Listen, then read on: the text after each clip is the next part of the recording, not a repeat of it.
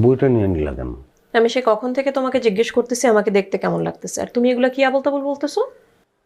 ও, আরে তোমার তো সুন্দর লাগতেছে, খুব সুন্দর লাগতেছে। আমার চোখের দিকে ভালো করে তাকাও। আরে সুন্দর তো কি শোনা দিছ নাকি? চোখ বন্ধ করো। বললাম বলো আমি কি রঙের শাড়ি পরছি। খবরদার চোখ খুলবা না। সবুজ না না, আকাশি। ছি, সারাটা দিন কষ্ট করে তোমার সব পছন্দের খাবারগুলো রান্না করলাম, তুমি খেলা না।